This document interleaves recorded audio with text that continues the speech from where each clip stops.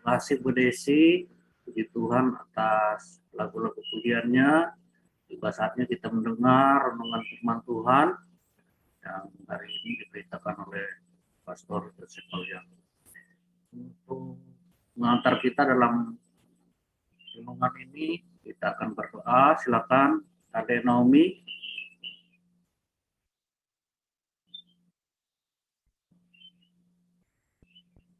Silakan Ade Naomi.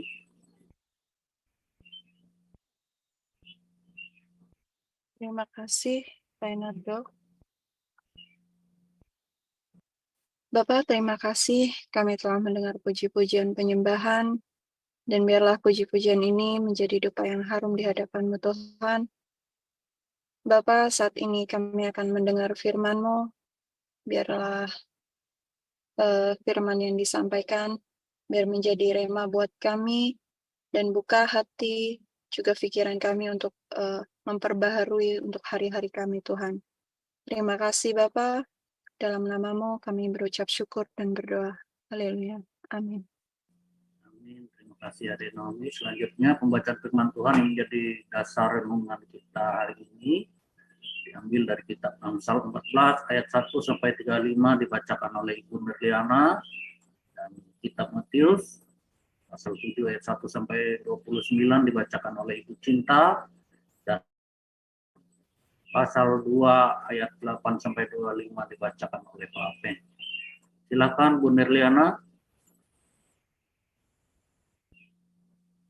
Baik, terima kasih Pak Enardo. Salam Pak Enardo. Salam. Salam Pastor Paul, Bu Ana, salam Bu Desi, salam Bapak Ibu semua yang hadir di live Zoom dan di YouTube. Salam juga untuk saudara kami yang akan nonton kembali siaran ini. Puji Tuhan, kembali kita membaca firman Tuhan dari kitab Amsal 14 ayat 1 sampai 35. Demikian firman Tuhan. Perempuan yang bijak mendirikan rumahnya, tetapi yang bodoh meruntuhkannya dengan tangannya sendiri. Siapa berjalan dengan jujur, takut akan Tuhan. Tetapi orang yang sesat, jalannya menghina Dia.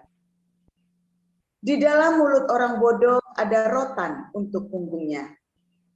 Tetapi orang bijak dipelihara oleh bibirnya. Kalau tidak ada lembu juga, kalau tidak ada lembu, juga tidak ada gandum. Tetapi dengan kekuatan sapi, banyaklah hasilnya. Saksi yang setia tidak berbohong. Tetapi siapa menyembur-nyemburkan kebohongan adalah saksi dusta. Si pencemooh mencari hikmat, tetapi sia-sia. Sedangkan bagi orang berpengertian, pengetahuan mudah diperoleh. Jauhilah orang bebal, karena pengetahuan tidak kau dapati dari bibirnya. Mengerti jalannya sendiri adalah hikmat orang cerdik. Tetapi orang bebal ditipu oleh kebodohannya. Orang bodoh mencemoohkan korban tebusan.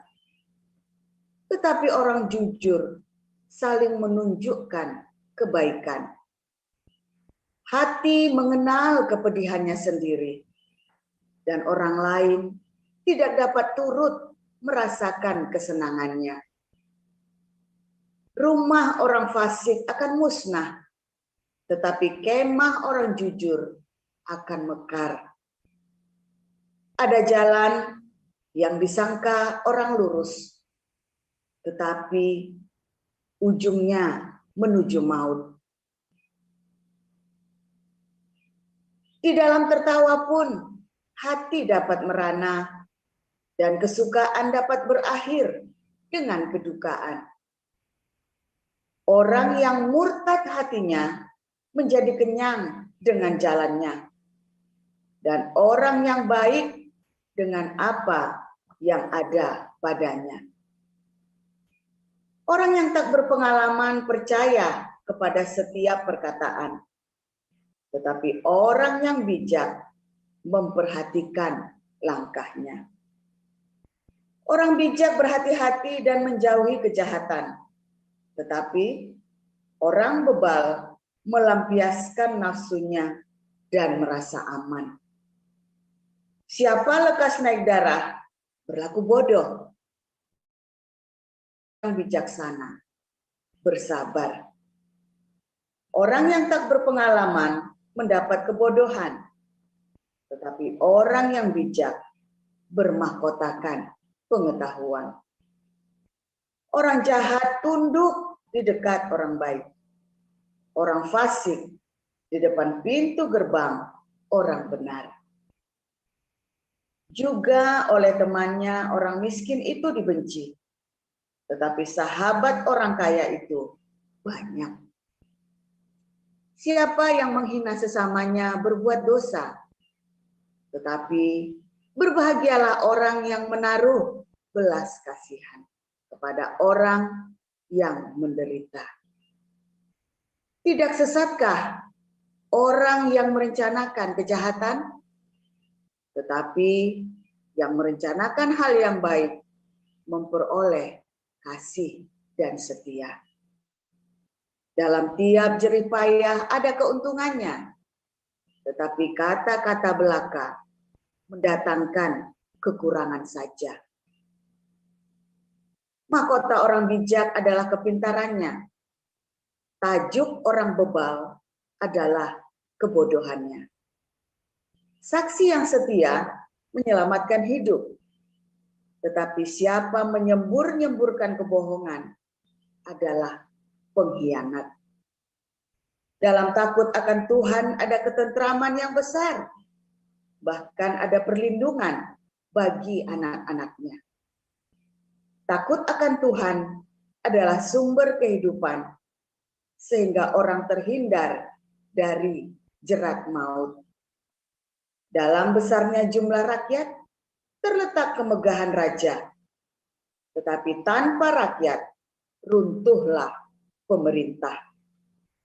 Orang yang sabar, besar pengertiannya. Tetapi siapa cepat marah, membesarkan kebodohan. Hati yang tenang menyegarkan tubuh, tetapi iri hati membusukkan tulang. Siapa menindas orang yang lemah, menghina penciptanya. Tetapi siapa menaruh belas kasihan kepada orang miskin, memuliakan dia. Orang fasik dirobohkan karena kejahatan. Tetapi orang benar mendapat perlindungan karena ketulusannya.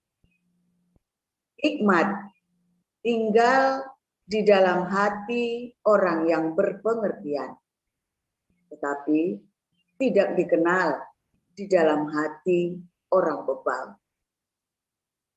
Kebenaran meninggikan derajat bangsa, tetapi dosa adalah noda bangsa. Raja berkenan kepada hamba yang berakal budi, tetapi kemarahannya menimpa orang yang membuat malu. Demikian pembacaan firman. Terima kasih Bu Nirliana. Lanjut Ibu Cinta. Baik Pak Enardo. Matius 7 ayat 1 sampai 29. Jangan kamu menghakimi supaya kamu tidak dihakimi. Karena dengan penghakiman yang kamu pakai untuk menghakimi, kamu akan dihakimi, dan ukuran yang kamu pakai untuk mengukur akan diukurkan kepadamu. Mengapakah engkau melihat selumbar mata di saudaramu, sedangkan balok di dalam matamu tidak engkau ketahui? Bagaimanakah engkau dapat berkata kepada saudaramu, biarlah aku mengeluarkan selumbar itu dari matamu, padahal ada balok di dalam matamu? Hai orang munafik, keluarkanlah dahulu balok dari matamu, maka engkau akan melihat dengan jelas untuk mengeluarkan selumbar itu dari mata saudaramu. Jangan kamu memberikan barang yang kudus kepada anjing, dan jangan kamu melemparkan mutiaramu kepada babi, supaya jangan diinjak-injaknya dengan kakinya, lalu ia berbalik mengoyak kamu. Mintalah, maka akan diberikan kepadamu. Carilah, maka kamu akan mendapat. Ketoklah, maka pintu akan dibukakan bagimu. Karena setiap orang yang meminta, menerima, dan setiap orang yang mencari, mendapat, dan setiap orang yang mengetok, baginya pintu dibukakan. Adakah seorang daripadamu yang memberi batu kepada anaknya jika ia meminta roti? Atau memberi ular jika ia meminta ikan? Jadi, jika kamu yang jahat tahu memberi pemberian yang baik kepada anak-anakmu, apalagi Bapamu yang di sorga, ia akan memberikan yang baik kepada mereka yang meminta kepadanya. Segala sesuatu yang kamu kehendaki supaya orang perbuat kepadamu, perbuatlah demikian juga kepada mereka. Itulah isi seluruh hukum Taurat dan kitab para nabi. Masuklah melalui pintu yang sesak itu, karena lebarlah pintu dan luaslah jalan yang menuju kepada kebinasaan, dan banyak orang yang masuk melaluinya. Karena sesaklah pintu dan sempitlah jalan yang menuju kepada kehidupan, dan sedikit orang yang mendapatinya. Waspadalah terhadap nabi datang kepadamu dengan menyamar seperti domba, tetapi sesungguhnya mereka adalah serigala yang buas. Dari buahnya lah kamu akan mengenal mereka. Dapatkah orang memetik buah anggur dari semak duri atau buah ara dari rumput duri? Demikianlah setiap pohon yang baik menghasilkan buah yang baik, sedang pohon yang tidak baik menghasilkan buah yang tidak baik. Tidak mungkin pohon yang baik itu menghasilkan buah yang tidak baik, atau pohon yang tidak baik itu menghasilkan buah yang baik. Dan setiap pohon yang tidak menghasilkan buah yang baik pasti ditebang dan dibuang ke dalam api. Jadi, dari buahnya lah kamu akan mengenal mereka. Bukan setiap orang berseru kepadaku, Tuhan, Tuhan, akan masuk ke dalam kerajaan sorga, melainkan dia yang melakukan kehendak Bapa-Ku yang di sorga. Pada hari terakhir, banyak orang akan berseru kepadaku, Tuhan, Tuhan, bukankah kami bernubuat demi nama-Mu, dan mengusir setan demi nama-Mu, dan mengadakan banyak mukjizat demi nama-Mu juga? Pada waktu itulah aku akan berterus terang kepada mereka, dan berkata, aku tidak mengenal kamu, nyala daripadaku, kamu sekalian pembuat kejahatan. Setiap orang yang mendengar perkataanku ini dan melakukannya, ia sama dengan orang yang bijaksana yang mendirikan rumahnya di atas batu. Kemudian turunlah hujan dan datanglah banjir, lalu angin melanda rumah itu. Tetapi rumah itu tidak rubuh, sebab didirikan di atas batu. Tetapi setiap orang yang mendengar perkataanku ini dan tidak melakukannya, ia sama dengan orang yang bodoh yang mendirikan rumahnya di atas pasir. Kemudian turunlah hujan dan datanglah banjir. Lalu angin melanda rumah itu, sehingga rubuhlah rumah itu dan hebatlah kerusakannya. Dan setelah Yesus mengakhiri perkataan ini, takjublah orang banyak itu mendengar pengajarannya. Sebab ia mengajar mereka sebagai orang yang berkuasa, tidak seperti ahli-ahli Taurat mereka. Demikian pembacaan firman Tuhan. Ibu Tita, lanjut Pak Ateng. Ya, terima kasih Pak Nardo. Saya lanjutkan.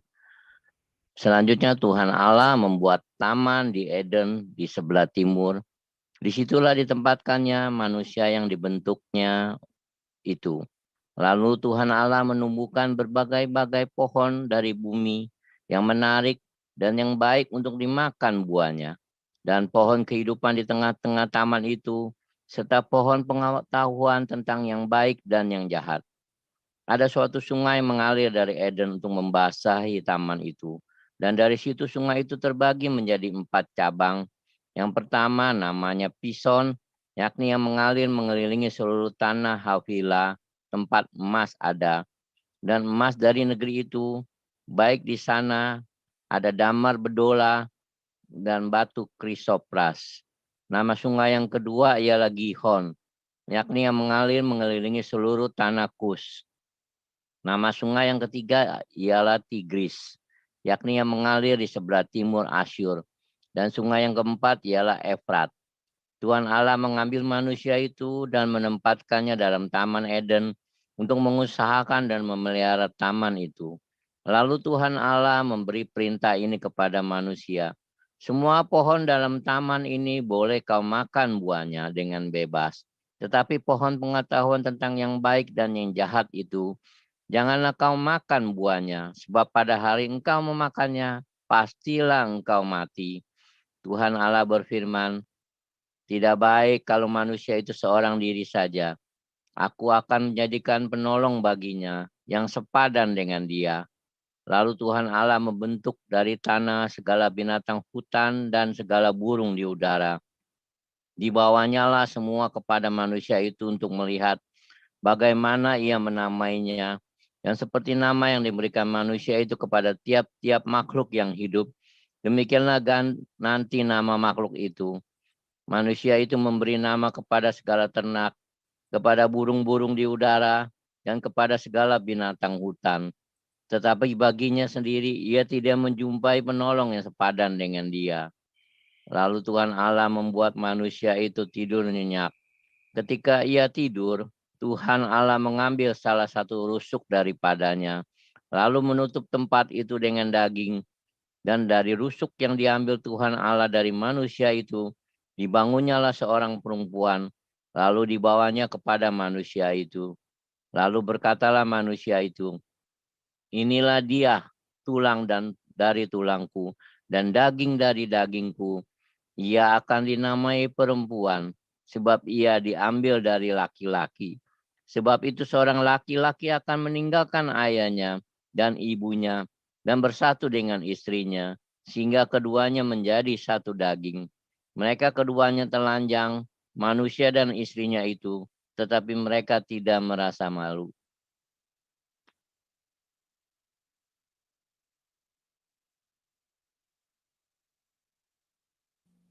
Ya, terima kasih Pak Apeng.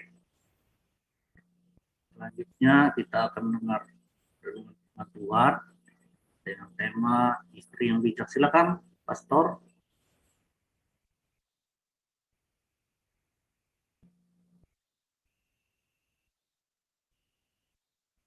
Pastor Paul, silakan. Ya, oke. Haleluya, luar biasa.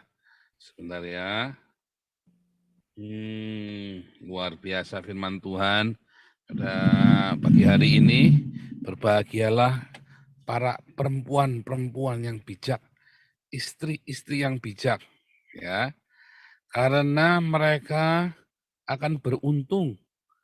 Dia akan memandang masa depannya. Dia akan memiliki ya seluruh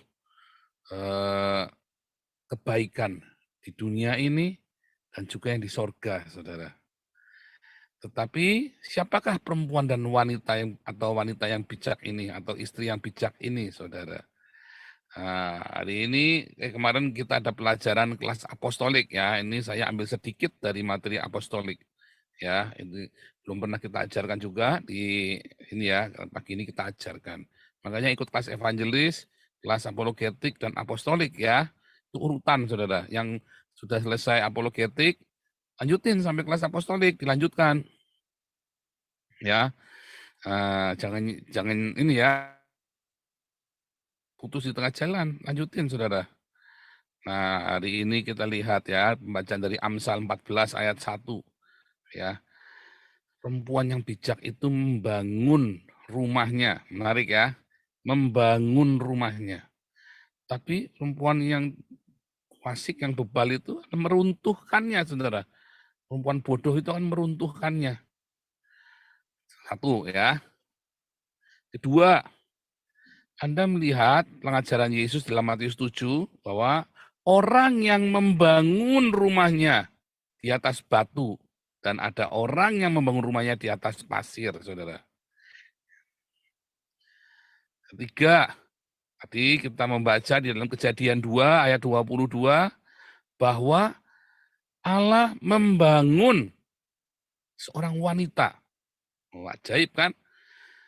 Dipilihnya katanya membangun, saudara. Kata yang sama, banah dalam bahasa Ibrani atau oikodomeo dalam bahasa Yunani. Itu dari kata yang sama semua. Menarik ya, membangun rumah. Oikodomeo, membangun kota, membangun rumah. Banah atau oikodomeo, saudara. Gunakan kata yang sama. Saudara, ya kita belajar ya selama ini ya bagaimana keluarga itu, hikmat itu asalnya dari rumah, saudara. Hikmat itu asalnya dari rumah, bukan dari luar. Nggak ada orang baru bertobat umur 70 tahun lalu tiba-tiba dia berhikmat sangat. Oh, tidak bisa, saudara. Tetap Tuhan akan berikan metanoia, hikmat kepadanya, tetapi sudah tetap jauh dibandingkan anak yang dididik dari kecil oleh ibunya, oleh ayahnya, dan mendengarkan nasihat ibunya. Nah, ini juga menarik lagi, saudara. Dengarkanlah Yasar, hai anak-anak, ya, dengarkanlah Yasar dari ayahmu dan Torah dari ibumu. Oh, menarik sekali, saudara.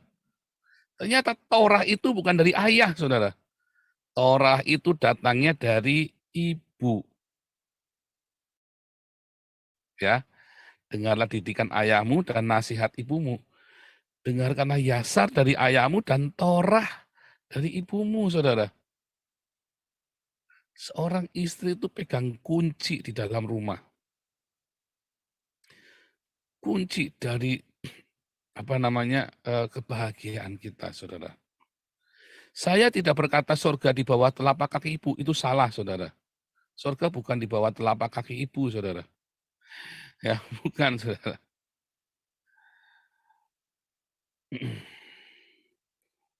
Surga itu dua-duanya lagi, ya. Tetap masing-masing ada peranannya. Sama seperti Anda tidak bisa menggantikan peranan seorang ayah, Anda juga tidak bisa mengganti peranan ibu. Nah, di dalam filosofi ya, nah filosofi konsep-konsep tentang pernikahan Barat berkata dulu ya ada anggapan bahwa seorang lelaki, a man build a house, ya, a man build a house, but woman make it home. Bagus ya. Nah, ini saya lupa masukkan.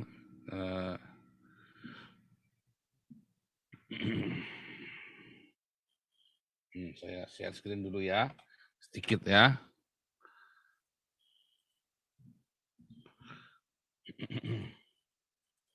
Ini sangat menarik sekali, ya, karena Anda akan temukan satu rahasia di sini. Ya, tadi saya katakan kan di dalam Kejadian 2 ayat 22, ya, dan dari rusuk yang diambilnya Tuhan Allah dari manusia itu dibangun, ya. Bukan diciptakan atau dibuat loh. Bukan dibuat, dibentuk. Yitsar, ya. Yatsar atau yitsar atau bukan pakai kata itu, saudara, tapi pakai kata banah. Oiko domeo, ya, oiko rumah, ya, domeo membangun rumah, saudara. Jadi membangun rumah.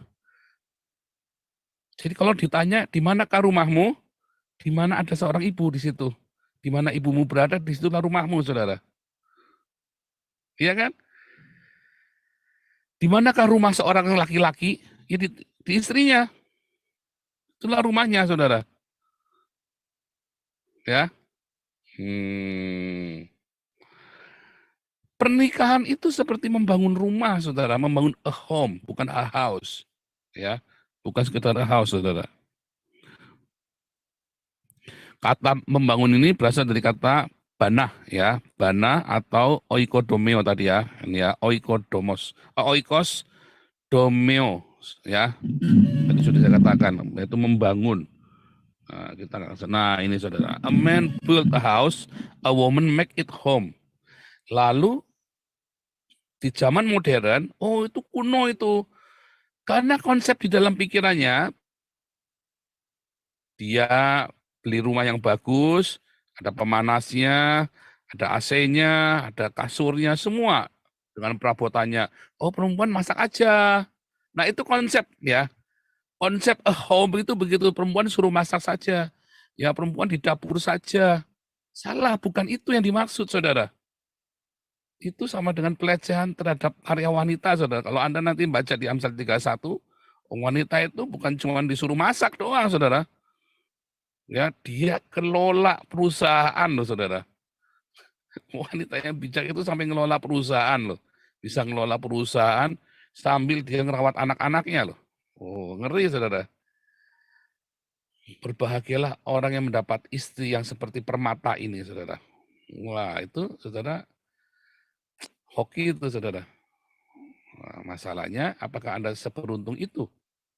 Saya bilang, saya ajari anak saya. Nah, ini sebenarnya dalam konteks ini ya, mencari jodoh ya. Ini di kelas apostolik ini kita ada pelajaran ya, konsep dalam pernikahan dan mencari jodoh, saudara. Nah, ini salah satunya, ya, legalitas dalam pernikahan. Nah, jadi membangun sebuah rumah, oh ini penting, saudara. Nggak main-main, saudara. Ketika Anda menikah dengan istrimu, ya kadar cantiknya biasa, saudara. Kadar cantiknya di angka 5 misalnya kan. Biasa, average, rata-rata. Ya, kalau kadar cantiknya ini ya misalnya Anda menikah sama artis atau Anda menikah sama ya pokoknya ini ya baru itu kadar cantik secara jasmania. Tetapi ya kadar cantik itu akan bertambah atau berkurang ya itu tergantung si suami, saudara. Bagaimana si suami memperlakukan istrinya, itulah istrinya akan jadi apa. Kalau si suaminya ini tidak baik, ya tidak baik itu dari yang suka gebukin sampai suaminya yang nggak bisa apa-apa, nggak berdaya, saudara ya. Ya istrinya ya akan jadi seperti itu, saudara.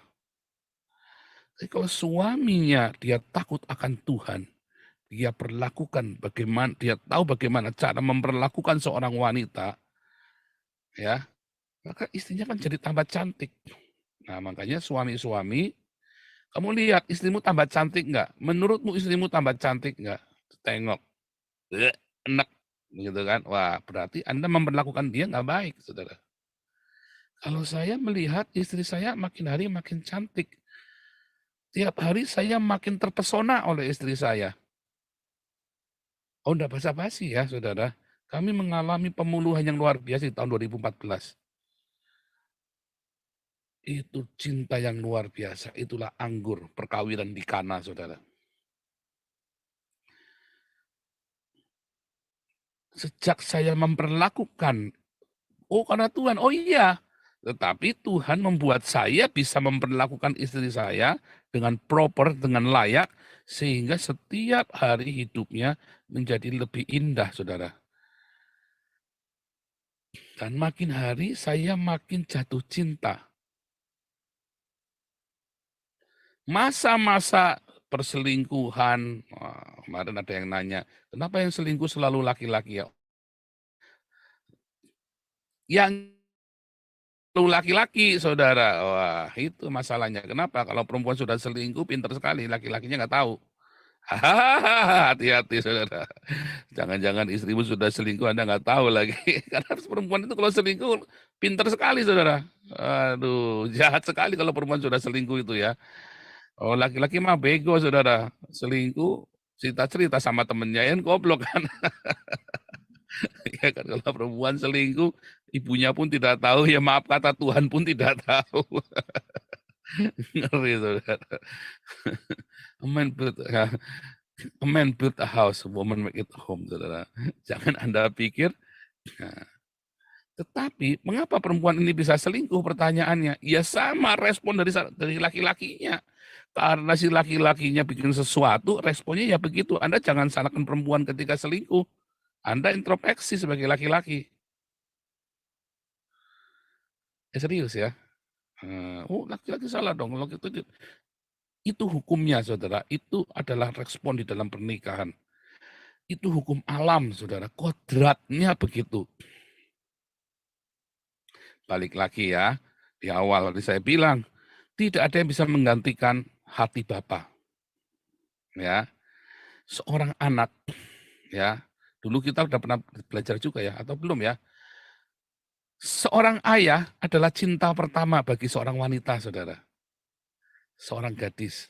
Anda tahu, kalau Anda punya anak gadis yang umur 8-10 tahun, Anda adalah cinta pertamanya dia, saudara. Sebelum dia mencintai pria lain. Dia tidak akan mau, dia punya figur. Sampai ayah itu menghancurkan hatinya, dia punya figur langsung hancur tentang pria, saudara. Nggak ada yang bisa menggantikan ayah di hati si gadis ini, saudara. Sampai si ayah ini terus konsisten, akhirnya si gadis ini dituntun untuk mendapat pria idamannya. Dan dia tahu apa yang layak bagi dia, karena dicontohkan oleh ayahnya kepada ibunya. Cinta pertama ketika dia melihat bagaimana si ayah memperlakukan ibu, si gadis ini bilang, aku layak diperlakukan seperti itu. Kedua, bagi seorang remaja, bagi seorang anak, saudara, laki-laki, ayah adalah figur, aku mau jadi seperti itu. Ya, yang bisa menggantikan peranan hati Bapak buat anak-anak. Makanya jarang ada orang kecewa dengan ibu. Kecewanya dengan bapak, saudara. Si bapak ini yang bisa menghancurkan masa depannya dia, saudara. Bagi Anda yang berpisah suami istri, ya, Anda mungkin bukan suami yang baik bagi istrimu, sudah terlanjur. Tapi Anda bisa tetap menjadi ayah yang baik bagi anakmu, saudara. Tunjukkan teladan figur. Ya. Bagi yang sudah terlanjur saya ceritanya ya, bagi yang sudah terlanjur walaupun tetap terluka, tetapi ya, saudara lihat hati seorang ibu, cinta seorang ibu ini, Anda lihat ya, jarang sekali, hampir tidak ada anak sakit hati kepada ibunya di bawah mati, saudara. Adanya sakit hati kepada bapaknya di bawah mati. Mengapa? Karena seorang ibu punya naluri, punya kodrat, dia bisa sembuhkan hati anaknya, saudara. Makanya Anda ibu-ibu, para ibu, walaupun anakmu tidak kecewa pada dirimu, tetapi Anda lihat di dalam Alkitab, semua raja-raja yang ibunya baik, anaknya pasti baik, saudara. Anaknya pasti baik.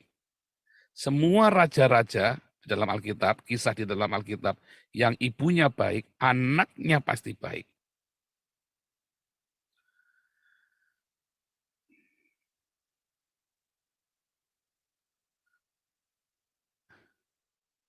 Yang ibunya jahat, anaknya bisa baik, tetap bisa baik.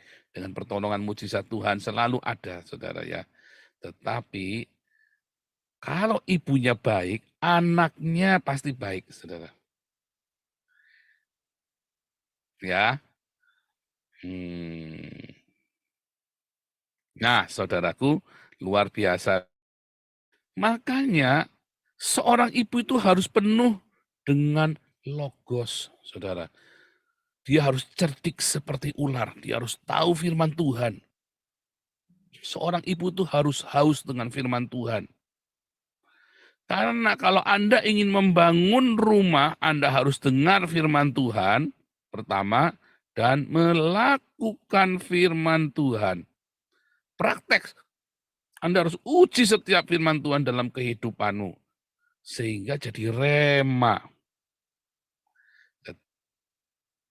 Ulang-ulang dilakukan, Anda jatuh bangun, dan akhirnya jadi rema. Karena ada davarim kan, berulangan kan. Jadi rema dalam hidupmu, seorang ibu yang penuh dengan rema, ibu yang penuh dengan roh. Sebab rema itu kan adalah Roh Kudus kan. Bukan yang si laba-laba. Wah, ibu yang si laba-laba, wah bikin malu anaknya, saudara. Bingung anaknya lagi di sekolah, ambil rapot, tiba-tiba ibunya lapa. Aduh, si anaknya langsung tutup muka gini, waduh mati aku, ibuku surupan. Jangan, bukan seperti itu, tapi penuh dengan rema, melimpah dengan rema, saudara ibu ini.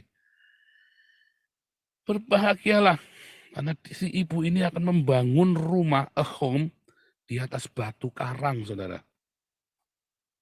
Ya, ibu ini akan membangun rumah bagi keluarganya. Ketika suaminya ya dalam ekonomi, dalam bisnis, ibu ini, si wanita ini memutuskan, saya mau hancur, mau ikut-ikutan edan kayak suamiku, atau mau tetap berdiri teguh mempertahankan rumah ini. Kalau dia bangun di atas, akan tetap utuh, saudara. Tetap utuh. Asal dia bangun di atas batu karang. Ada terlanjur, Pak. Nggak ada kata terlanjur, sekalipun kamu sudah berpisah, tetap bangun di atas batu karang. Tidak ada kata terlanjur. Ya, Anda yang sudah terlanjur berpisah, sekarang bangun hidupmu di atas batu karang. Yaitu mendengar firman logos dan melakukan terus sampai rema, saudara. Nggak ada kata terlanjur. Engkau akan menjadi rumah bagi anak-anakmu. Mereka tahu kepada siapa mereka harus pulang ya ketika mereka terhilang. Mereka tahu, yaitu kepadamu. Karena hidupmu memancarkan cinta, memancarkan. Itu tidak bisa ditutupi, saudara. Seorang ibu yang memancarkan cinta. Itu sudah kodrat, makanya ya, luar biasa ya. Seorang ayah dan seorang suami, dia juga akan pulang, saudara. Kepada siapa? Kepada istrinya yang penuh cinta. Kepada home. Walaupun Anda sudah divorce, ya, ketika kamu bangun a home, banyak orang akan kembali ke home ini, saudara. Bagaimana membangun home ini? Yaitu tadi, Anda bangun di atas batu karang supaya ketika badai melanda jangan porak-poranda, saudara. Kalau sudah porak-poranda, bangun lagi, saudara. Jangan takut di atas batu karang yang benar. Mungkin sudah tercerai-berai, Anda harus cari kembali, anakku ada di mana ya, kemarin kena badai. Waduh, suamiku ada di mana ya, kena badai kemarin, kayak kentir ke bawah arus PP Gombel, saudara. Nggak apa-apa, saudara, tunggu, nanti suami akan cari, karena dia nggak merasa home. Dia begitu dia lihat satu sinar dari kejauhan, that is my home, itu ada rumahku tuh. Dia datang kembali kepadamu, saudara.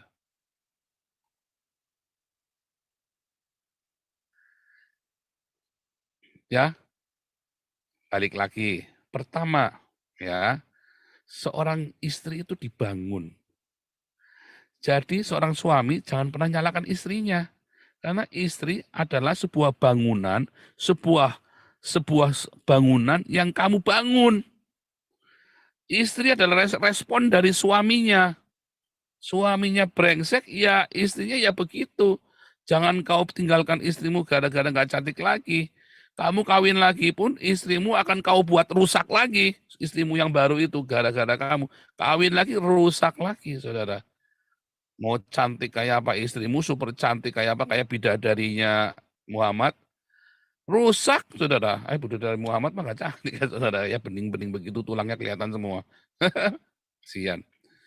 Anda mau cari bidadari Alexis, mau bidadari apapun, saudara. Pokoknya rusak gara-gara Anda, saudara. Semua perempuan-perempuan yang bagus-bagus, cantik-cantik ini rusak gara-gara Anda.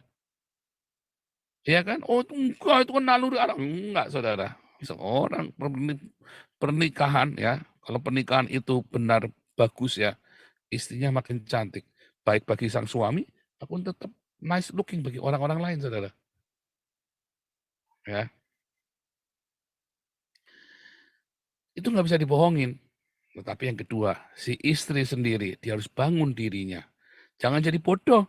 Jangan kamu tergantung suamimu. Begitu kamu tahu suamimu brengsek, bangun hidupmu di atas batu karang. Bahkan suamimu baik pun tetap bangun hidupmu di atas batu karang. Ketika badai menerpa, suamimu tidak akan pergi kemana-mana, tidak akan kentir wewe gombel. Kenapa? Dia punya home. Anak-anakmu tidak akan broken karena dia punya home, yaitu kamu. Ya, istri-istri yang bijak ini dia membangun rumahnya, saudara. Karena dia membangun di atas batu karang. Tapi istri-istri yang geblek ini, yang nggak mau, yang males-malesan baca firman, dia tidak mau melakukan firman Tuhan. Ya karepmu, ya kan? Kamu ada kesempatan untuk membangun rumahmu, tapi kamu tidak lakukan, badai datang, bubar. Oh Tuhan Yesus tolong aku, Suis kasep, saudara. Ya bangun, nggak apa-apa, dari nol lagi. Tetapi kan Anda merasakan sakitnya membangun, aduh, takrok-takrok, Anda kudu bongkar fondasi lagi, kudu bangun semuanya, takrok-takrok, sendirian. Sekarang Anda dalam kondisi baik, Anda punya banyak kesempatan, saudara, untuk membangun rumahmu. Tapi kamu tidak bangun. Sampai badai melanda, hancur hidupmu, baru kamu bangun. Ya memang terlambat, tetapi tidak ada kata terlambat. Ayo bangun di atas batu karang. Tetap indah, tetap akan menjadi indah, saudara. Walaupun sudah terlanjur, tetap akan lebih indah. Ya, luar biasa Tuhan Yesus memberikan rema di hati Anda semuanya. Didik dirimu sendiri, didik anak-anakmu, saudara. Ya, Tuhan Yesus memberkati.